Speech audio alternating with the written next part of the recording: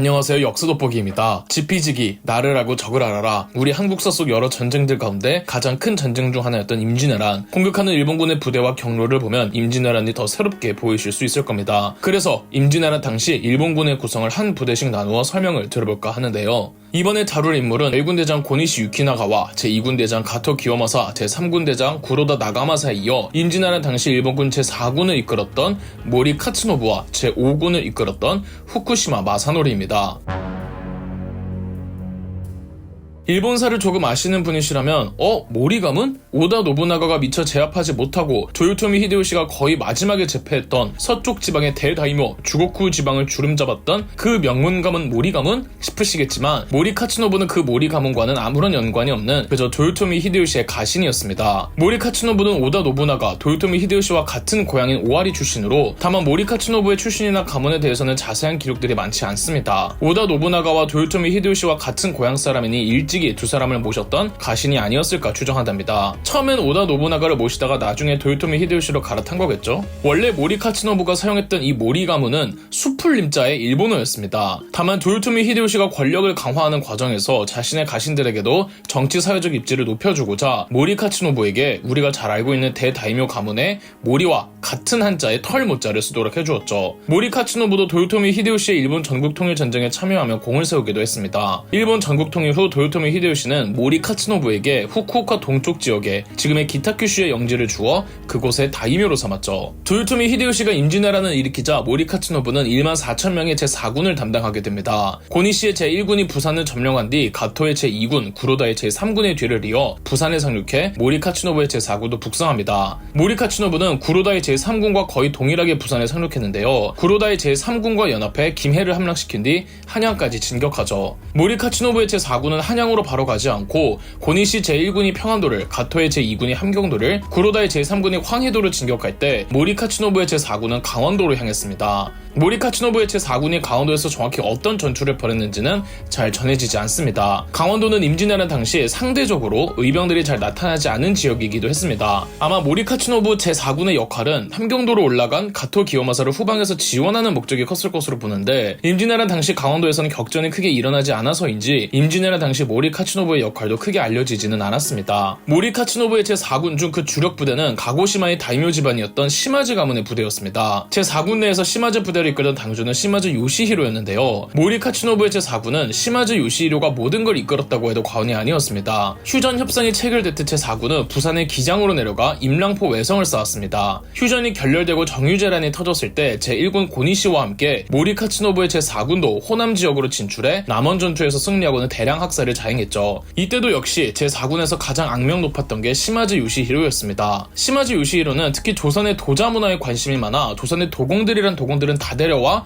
포로로 잡기도 했죠. 다만 일본 육군이 직선 전투에서의 패배로 북진이 저지되고 이순신의 복귀로 제해권을 뺏기며 다시 보급의 차질을 빚자 제4군은 경남 사천으로 내려오는데 경남 사천에는 명나라 정예병이 있었습니다. 하지만 시마즈 요시히로가 명나라군을 상대로 대승리를 하였고 이후 명나라군 내에선 시마즈 요시히로는 공포의 대상이 되었습니다. 제4군의 대장은 모리 카츠노부인데 그 부장인 시마즈 요시히로가 더 스포트라이트를 받고 있었죠. 경남 사천에서 명나라군을 격파한 제4군은 선진리성이라는 외성을 쌓았습니다. 1598년 일본 본국에서 도요토미 히데요시가 죽자 전군 철수 지시가 내려옵니다. 모리 카츠노부의 경우 바로 일본으로 귀국한 것으로 보이지만 순천에서 이순신의 해상 봉쇄로 포위되어 퇴로가 차단되었던 고니시 유키나가가 주변 장수들에게 구원을 요청했고 시마즈 요시히로는 고니시를 구원하고자 출격하는데 이순신이 고니시를 구원하러 오는 시마즈 요시히로의 군대와 싸운 전투가 노량해전이었습니다. 노량해전에서 시마즈 요시히로는 죽지 않았지만 어마어마한 패배를 당해야만 했죠. 명나라군이 귀신이라며 벌벌 떠던 시마즈 요시히로도 이순신한테는 안 되는 거죠. 다만 시마즈 요시히로의 부대 전체는 용맹하기 그지없었고 폐색이 짙은 상황에서도 조선 수군을 향해 마구들이 되었고 이순신이 노량해전에서 총을 맞아 전사했을 때도 시마즈 요시히로의 직속 부대와 싸웠던 것으로 보고 있습니다. 나중에 일본 전국의 모든 다이묘들이 벌인 최대 규모의 내전 세키가하라 전투에서는 줄을 잘못 서서 이시다 미츠나리의 서군 편에 섭니다. 이 전쟁에서 서군이 패배해 패배했지만 패배한 전투에서도 시마즈 요시히로는 무쌍을 찍습니다. 사실 세키가하라 전투에서 이시다 미츠나리가 패배한 이유 중 하나로 꼽히는 것이 이시다 미츠나리의 잘못된 병력 배치였다고 하는데요. 시마즈 요시히로의 부대는 임진왜란 때나 세키가하라 전투 때나 최정예병들이었습니다. 최정예병이면 가장 중요한 곳에 배치를 해야 하는데 이시다 미츠나리는 시마즈 요시히로의 부대를 자신의 호위 부대로 사용해버린 겁니다. 세키가하라 전투 당시 곳곳에서 서군의 부대가 도쿠가와 동군의 부대에게 격파당하며 이제 동군이 서군 총사령관의 이시다 미츠나리 부대를 공격하려고 하는데 아무리 시마즈의 부대라고 해도 도저히 이길 수가 없는 상황이었습니다. 후퇴를 해야 하는데 뒤를 보이고 철수한다면 배후를 공격받을 것 같아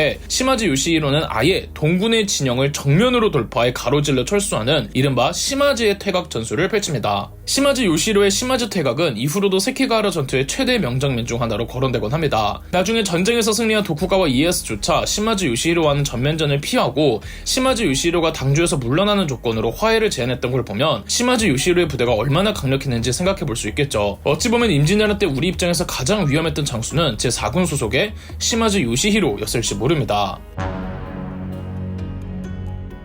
임진왜란 당시 일본군 제5군을 담당했던 사령관은 후쿠시마 마사노리로 오다 노부나가, 도요토미 히데요시와 같은 오와리 출신이랍니다. 후쿠시마 마사노리와 도요토미 히데요시는 사촌지간이었습니다. 후쿠시마 마사노리는 같은 고향 친구이기도 했던 가토 기요마사와도 친했는데요. 오다 노부나가가 죽고 오다 노부나가의 계승자를 둔 내전 시즈카타케 전투라고 있었습니다. 전쟁의 승자는 도요토미 히데요시였고 그 덕에 도요토미 히데요시는 오다 노부나가의 계승자가 되었는데 시즈카타케 전투에서 맹활약했던 7명의 장수가 있었으니 이들을 시즈카타케의 7본창이라고 불렀습니다. 임진왜란 때 제2군 대장을 맡았던 가토 기요마사도 그 시즈카타케의 7본창 중 한 명이라고 말씀드렸죠. 후쿠시마 마사노리 역시 시즈카타케의 7본창 중 한 명이었습니다. 무예 솜씨가 대단했고 특히 창술에 능했다고 합니다. 임진왜란 때 후쿠시마 마사노리는 25,000명으로 구성된 제5군을 담당했는데 가토 기요마사의 트레이드 마크가 원뿔 투구였고 구로다 나가마사의 트레이드 마크는 사각형 투구였다면 후쿠시마 마사노리의 트레이드 마크는 물소 뿔 투구였습니다. 후쿠시마 마사노리의 제5군은 경상북도를 담당했습니다. 후쿠시마 마사노리는 경북 영천을 제5군의 근거지로 삼았는데 경북 영천 출신의 의병장 권응수가 군사를 모아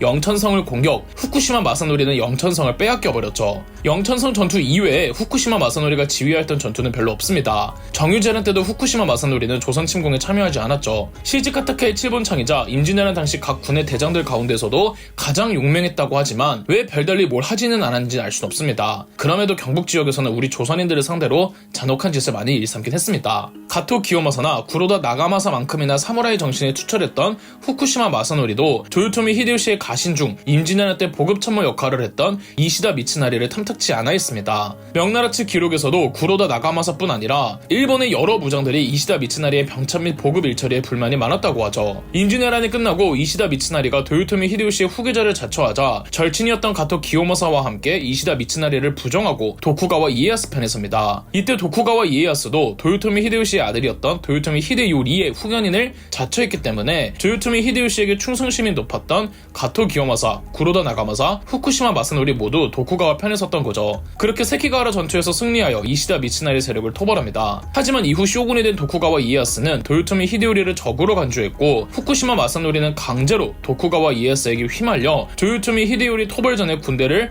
보내줄 수밖에 없었고 오사카 전투로 도요토미 히데요리마저 제거한 도쿠가와 이에야스는 이후로 도요토미 히데요시의 측근들을 제거하는 과정에서 후쿠시마 마사노리의 영지도 모두 몰수합니다. 이번엔 제6군 대장 고바야카와 다카카게와 제7군 대장 모리 데루모토를 다루도록 하겠습니다. 이 중 제6군 대장 고바야카와 다카카게는 임진왜란 때 우리 입장에서는 또 한 명의 거대한 메인 빌런 중 한 명이었는데요.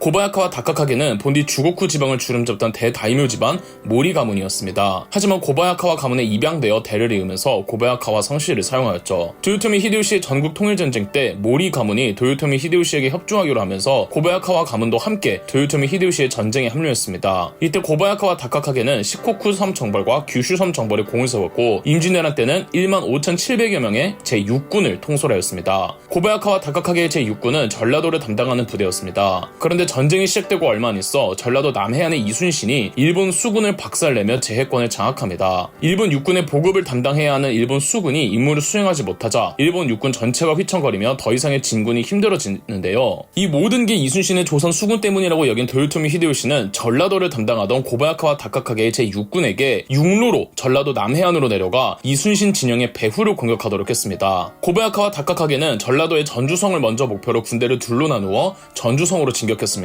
둘로 나뉜 제6군 중 한 부대는 전북 완주의 웅치에서 김제군수 정담이 이끄는 조선군과 싸웠는데 싸움은 매우 격렬했고 김제군수 정담을 비롯한 다수의 사령관들이 전사했으며 조선군의 시체가 가득했었다고 합니다. 하지만 다행히 관군과 의병들이 계속 일본군을 공격해준 결과 웅치 고개를 넘고 나서 전주로 향하던 중 지친 일본군은 후퇴하였죠. 일본군 제6군의 다른 부대도 완주와 금산이 접하는 대둔산의 이치 고개에 막히는데 이치를 잡히고 했던 장수가 권율 장군이었습니다. 이치 전투에서도 권율의 조선군과 제6군의 고바야카와가 치열한 전투를 벌였습니다. 이때 조선군에서 활약했던 장수가 황진 장군이었죠. 조선왕족 실록에는 이렇게 묘사되어 있습니다. 종일토로 교전하여 적병을 대파하였는데 시체가 쌓이고 피가 흘러 초목까지 피비린내가 났다. 이날 황진이 탄환에 맞아 조금 사기가 저하되자 권율이 장사들을 독려하여 계속하여 했기 때문에 이길 수 있었다. 싸우던 중 갑자기 고바야카는 군대를 물렸습니다. 전라도의 의병장 고경명이 일본군 제6군의 본거지였던 금산을 공격했기 때문이었죠. 본거지가 함락되어 버리면 고바야카와는 후일 후퇴도 하지 못하고 전주성을 빼앗아도 후방에서 공격을 당할 수가 있기 때문에 성급히 군대를 돌려서 금산으로 돌아갔습니다. 의병장 고경명은 원래 한양으로 진격할 예정이었으나 고바야카와의 제6군이 전주성으로 향한다는 소식에 1592년 7월 9일 800여 명의 병력으로 금산을 공격했던 것이었죠. 일본군의 맹공의 고경명의 부대는 점점 와해되고 있었지만 고경명은 죽음을 불사하는 정신으로 싸움에 임했고 7월 10일 결국 고경명을 포함한 그의 아들 고인우 등이 전사하였습니다. 이 전투가 1차 금산 전투입니다. 고경명은 비록 금산성을 탈환하지 못하고 전라도의 의병장 고경명은 전사했지만 고경명이 고바야카의 배후를 공격해준 덕에 고바야카와는 전라도 진입을 포기할 수밖에 없었습니다. 한편 충청도 의병장이었던 조헌과 영규는 고경명의 원한을 갚고 금산을 탈환하겠다며 금산으로 진격했습니다. 금산을 탈환해야 일본군의 전라도 침입도 확실하게 차단할 수 있기 때문이었습니다. 충남 공주의 사찰 갑사에서 승려 영규 대사가 승병을 이끌고 합류했고 약 700여 명의 병력으로 금산에 진을 쳤습니다. 1592년 8월 18일 금산의 연곤평에서 고바야카와의 제6군과 분전하던 중 충청도 의병 병력도 전멸하고 말았죠. 단 고바야카와는 두 차례에 걸친 금산 전투로 일본군 제6군도 군사 태반이 박살이 나고 지칠 대로 지쳐 더 이상의 싸움을 이어나가지 못했습니다. 이 전투가 제2차 금산 전투였습니다. 1593년 1월 고니시 유키나가의 제1군이 조명연합군에게 평양을 빼앗겨 한양으로 추격 중이었습니다. 고바야카와 다카카게도 제6군을 이끌고 한양으로 들어왔습니다. 한양만큼은 빼앗길 수 없었던 일본군이었기에 주변에서 소집이 가능한 일본 육군들은 한양을 수호하기 위해 한양과 그 부근으로 몰려들었죠. 이때 고바야카와 다카카게는 평양성 전투 승리 후 우쭐에 있을 명나라군의 거만함을 이용하면 쉽게 이길 수 있을 거라 계략을 내놓았습니다. 고바야카와는 경기도 고양과 파주 사이에 있던 벽제관에 대규모 진영을 쳤습니다. 1월 9일 이여성의 조명연합군은 어영부영 내려오면서 1월 27일이 되어서야 경기도 파주에 도착합니다. 이때 소수의 일본군이 파주로 도착한 조명연합군을 도발한 후 바로 퇴각했습니다. 당연히 이 일본군은 벽제관 쪽으로 조명연합군을 유인하는 거였죠. 고바야카와 다카카게 유인 작전에 그대로 말려든 명나라 이여성의 조명연합군은 그대로 벽제관에서 패배하고 군대를 개성까지 퇴각시켰습니다. 이 전투를 벽제관 전투라고 합니다. 고바야카와 다카카게도 평범한 무장은 아니었던 겁니다. 벽제관 전투의 패배로 당황한 한 사람이 있었습니다. 바로 권율이었습니다. 권율은 조명연합군이 평양성을 탈환한 뒤 한양까지 내려오고 있다는 소식을 접하자 훗날 조명연합군이 한양으로 오면 같이 한양의 측면을 견제해주기 위해 경기도 오산의 독산성에 주둔하다가 일산의 행주성으로 옮겨 대기하고 있었습니다. 그런데 벽제관 전투에서 조명연합군이 패배하면서 오히려 권율의 부대는 행주성에 고립되어 버린 겁니다. 벽제관 전투 승리 후 고바야카와 다카카게는 권율의 부대까지 토벌하러 행주성으로 향했으나 모두가 예상하셨다시피 고바야카와 다카카게는 권율의 수성전에 패배해버렸으니 이 전투가 행주대첩입니다. 비록 임진왜란 당시 전투의 승패가 여러 번 이루어졌으나 도요토미 히데요시는 고바야카와 다카카게를 매우 높이 평가했으며 지력과 용맹함을 모두 갖춘 인물이라 극찬했습니다. 일본 내에서 고바야카와 다카카게는 도쿠가와 이에야스와 동급이었고 그래서 동쪽의 도쿠가와 이에야스, 서쪽의 고바야카와 다카카게라는 말이 생길 정도였죠. 임진왜란 이후 고바야카와 다카카게는 고바야카와 히데아키를 양자로 들여 고바야카와 가문을 잇게 하였고 고바야카와 히데아키는 세키가하라 전투에서 도쿠가와 이에야스의 동군편에 서며 승리에 기여했습니다. 제7군 대장 모리 데르모토는 제4군 대장 모리 카츠노부와는 다른 도요토미 히데요시가 거의 마지막에 제패했던 서쪽 지방의 대다이며 주고쿠 지방을 주름졌던 그 명문가문 모리 가문 출신이었습니다. 일본 생고쿠 시대 당시 일본 서쪽 지방에선 가장 세력이 컸던 다이묘 가문이었죠. 출신만 놓고 보면 모리 데르모토가 도요토미 히데요시보다 비교도 할 수 없을 정도로 존귀한 다이묘였고 임진왜란 때 참전했던 각 군의 군사들 중 가장 큰 가문이었습니다. 도요토미 히데요시 입장에서는 정말 다행인 게 오다 노부나가 사후 모리 데르모토의 모리 가문은 도요토미 히데요시와 싸우기보다는 그에게 협조하기로 했다는 것이고 모리 가문이 적대했으면 도요토미 히데요시의 일본 전국 통일은 장담하기 어려웠을 겁니다. 그렇게 모리 가문의 모리 데르모토는 임진왜란 때도 협조하며 무려 3만 명으로 이루어진 제7군을 이끌었습니다. 이 규모는 일본군 부대들 중 가장 병사가 많은 부대였습니다. 가토 기요마사가 이끌던 제2군과 후쿠시마 마사노리가 이끌던 제5군만 2만이 넘는 병력이었고 나머지는 다 1만 명대였는데 모리 데르모토의 제7군은 무려 3만 명이었던 거죠. 하지만 역시 임진왜란에서 적극적으로 싸우면 본인의 군사력과 세력에 피해만 입을 거라고 여겼는지 주로 경상남도 후방에 머무르면서 자기 부대의 피해를 최소화했습니다. 도요토미 히데요시는 조선을 침공하면 경상도 지역 전체를 모리 가문의 영주로 주겠노라 약속했지만 모리 데르모토는 조선 침공도 제대로 못하는 와중에 명나라 정벌은 말도 안 되는 일이라 생각하여 애당초 도요토미 히데요시의 전쟁 자체에 대해 회의적인 생각을 품고 있었습니다. 임진왜란 이후 세키가하라 전투에서 모리 가문은 패배한 서군 편에 섰는데 워낙 모리 가문이 거대한 만큼 도쿠가와 이에스는 모리 가문을 박살내려고 했지만 주변인들의 만류로 모리 데르모토를 살려주고 주고쿠 지방에 대한 영지도 인정해 주었으나 상당수를 몰수해버리는 바람에 모리 가문은 옛날 그 정도의 가문 위세를 유지할 수는 없었고 이후로는 내내 주고쿠 지방은 에도 막부에 불만을 품게 됩니다. 자, 다음 영상에서는 나머지 일본 육군의 부대와 이순신과 싸웠던 일본 수군의 편지를 다뤄보도록 하겠습니다. 임진왜란 당시 제8군 대장 우키다 히데이에와 제9군 대장 하시바 히데카스 그리고 이순신과 싸웠던 일본 수군의 편지까지 알아보겠습니다. 우리가 제8군 대장까지 알아야 해? 라고 생각하실 수도 있겠지만 임진왜란 때 일본군의 총사령관이 누구였는지 아시나요? 다들 1군 대장 고니시 유키나가를 떠올리시지만 고니시 유키나가는 선봉장이었지 총사령관은 아니었습니다. 임진왜란 당시 일본군 전체를 통솔하던 총사령관은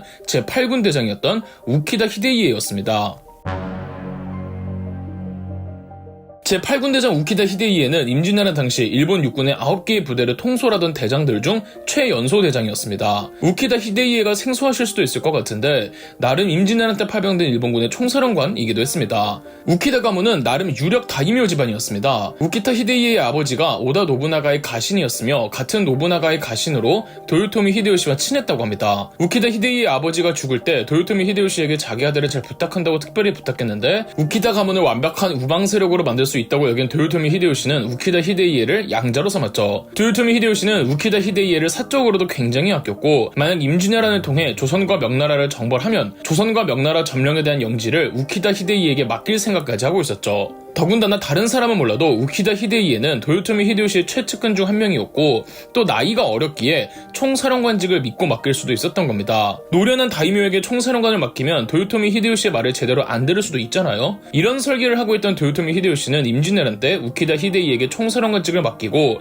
우키다 히데이에는 총사령관이자 제8군 대장으로 1만 명의 제8군을 데리고 조선의 경기도를 담당했습니다. 경기도를 담당한 이유도 조선의 수도 한양을 총사령관으로서 우키다 히데이에가 점령하기 위함이었답니다. 1593년 1월 조명연합군이 평양성을 탈환했습니다. 평안도를 담당하던 제1군 고니시 유키나가는 평양에서 나와 황해도에 있던 제3군 구로다 나가마사와 함께 한양까지 퇴각합니다. 조명연합군은 한양 탈환을 위해 계속 남아있지만 제6군 대장 고바야카와 다카카게의 유인전으로 파주 고향의 벽제관 전투에서 패배하여 진군이 저지되고 말았죠. 이때 대단히 곤란해진 조선군 쟁수가 있었는데 바로 행주산성에 있던 권율이었습니다. 권율은 조명연합군이 평양성을 탈환한 뒤 한양까지 내려오고 있다는 소식을 접하자 훗날 조명연합군이 한양으로 오면 같이 한양의 측면을 견제해주기 위해 경기도 오산의 독산성에 주둔하다가 일산의 행주산성으로 옮겨 대기하고 있었습니다. 그런데 벽제관 전투에서 조명연합군이 패배하면서 오히려 권율의 부대는 행주산성에 고립되어 버린 겁니다. 제6군 대장 고바야카와 다카카게는 제8군 대장이자 총사령관이었던 우키다 히데이에게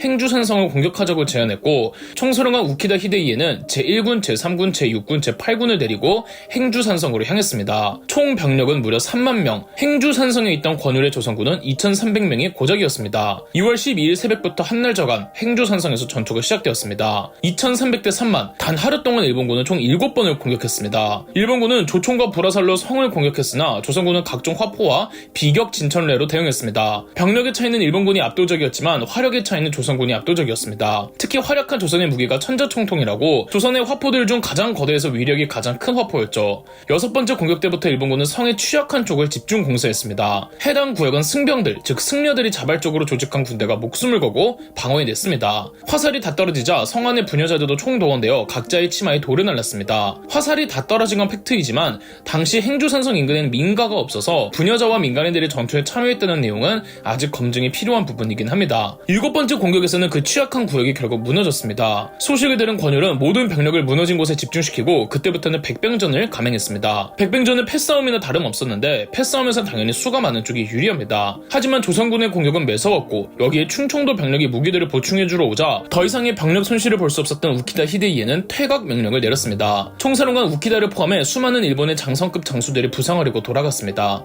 이 전투가 바로 행주대첩입니다. 정유재란 때는 우키다 히데이의 자세한 활동은 없지만 실책이 자꾸만 늘어나서 부하들의 신망을 잃었다는 기록이 있습니다. 도요토미 히데요시가 죽을 땐 우키다 히데이에가 통곡을 했다고 하며 과연 도요토미 히데요시의 친아들보다 더 아들 같았던 양아들답게 임진왜란 직후 일어난 세키가하라 전투에서도 도쿠가와 이에야스를 적대하였습니다. 그러나 패배해버렸고 우키다 히데이에는 도쿠가와 이에야스에게 저 먼 바다의 작은 섬으로 유배령을 받고는 50년을 조용히 갇혀 살다가 죽는답니다. 11,500명의 제9군 사령관은 도요토미 히데카스, 이름에서 알 수 있듯 도요토미 히데요시의 조카입니다. 도요토미 히데요시가 하시바 히데요시였던 시절에는 하시바 성씨를 이어받았고 하시바 히데요시가 이름을 도요토미 히데요시로 바꾸면서 하시바 히데카스도 도요토미 히데카스로 성을 바꾸었죠. 도요토미 히데카스는 도요토미 히데요시의 그녀 요도 도노의 여동생과 혼인했습니다. 임진왜란 때는 11,500여 명을 이끌고 제9군 사령관으로 참전했습니다. 제9군은 최후방 부대였는데 도요토미 히데요시는 조선과 명나라를 모두 정벌하면 전체는 양자였던 우키다 히데이에게 맡기고 조선에 한해서는 조카 도요토미 히데카스에게 맡길 계획이었다고 합니다. 도요토미 히데카스의 제9군은 임진왜란 직후 경남 거제에 진을 치고 있었는데 임진왜란이 터지고 얼마 안 돼서 거제도에서 사망했다고 합니다. 평소에 지방인 도저 죽었다고 하지만 조선왕족 실록에는 싸우다가 전사했다고 기록되어 있어 도요토미 히데카스의 최후는 다소 기록이 충돌합니다. 확실한 건 제9군은 전쟁 초기부터 없어졌다는 거죠. 마지막으로 임진왜란 때 일본 수군 편제를 살펴보겠습니다. 이순신에게 털린 부대죠. 임진왜란 당시 일본 수군의 규모는 9,200에서 9,400명이었습니다. 일본 측 수군 사령관은 구키 요시타카였습니다. 각종 매체에서는 이순신에게 호되게 당하기만 해서 소극적인 인물로 묘사되지만 구키 요시타카는 해적 출신으로 일찍이 오다 노부나가를 모시고 오다 노부나가의 수군을 담당하는 해전에서는 도같은 장수였습니다. 사실상 일본의 생고쿠 시대 당시 해전에서는 가장 능한 사령관으로 손꼽혔습니다. 오다 노부나가가 오사카의 적들과 대치할 때 오사카의 키즈가와구치 강에서 제해권을 빼앗긴 상태였는데 제2차 키즈가와구치 해전에서 구키 요시타카가 철갑선 6척으로 적군의 600척을 깨부수며 제해권을 가져온 적이 있었죠. 오다 노부나가가 죽고 도요토미 히데요시가 집권하며 자연스레 도요토미 히데요시를 모셨고 임진왜란 때 일본 수군 전체 사령관이 되었습니다.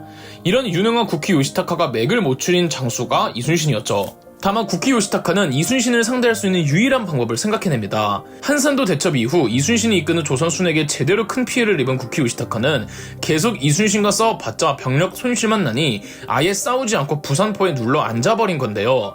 일본 수군을 박살내야 하는 이순신의 입장에서는 나오지 않는 상황에 상당히 곤란해했고 이순신은 조정에 육군과 수군이 동시에 공격해야 한다고 몇 번이나 건의했지만 받아들여지지 않았죠. 어떻게 보면 이순신을 상대해야 하는 구키 요시타카는 최선의 방법을 생각해낸 거지만 이게 일본 입장에서는 소극적인 모습으로 비춰지고 또 육군의 보급을 담당해야 할 수군이 제대로 일을 하지 않다고 여겨지니 정유재란에서는 빠집니다. 임진왜란 때 일본 수군은 총사령관 구키 요시타카의 직속 부대를 포함해 총 9개의 함대로 되어 있었고 각 함대별로 지휘관들이 존재했는데 지휘관들로는 도도 다카토라, 와키자카 야스하루, 가토 요시아키, 구와야마 마사하루, 구르지마 미치유키, 스가이 에문쇼우, 호리우치 요지오사, 스게아카 덴사부로 등이 있었습니다. 이 중 도도 다카토라는 이순신을 거의 모든 해전에서 상대했지만 옥포 해전 때 이순신의 기습을 받은 이후로 이순신에게 연전연패하고 구르지마 미치유키는 당포 해전에서 이순신의 조선 수군과 싸우다 전사합니다. 나중에 정유재란 때는 그의 동생이었던 구르지마 미치 후사가 대신 투입되었는데 명량 해전에서 전사하면서 두 형제가 모두 이순신과 싸우다가 전사했죠.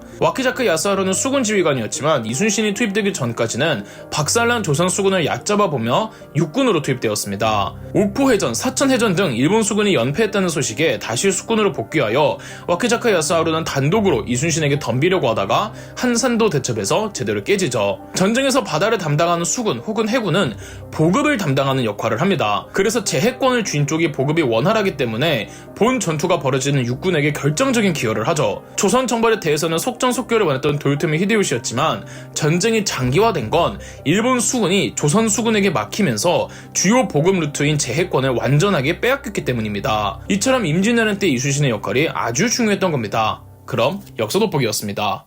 저희 역사 돋보기가 멤버십 가입을 시작했습니다. 멤버십 가입을 해주신 분들 덕분에 영상 제작에 큰 도움이 되고 있습니다. 감사합니다. 영상 재미있으셨다면 구독과 좋아요, 알림 설정까지 해주시면 감사드리겠습니다.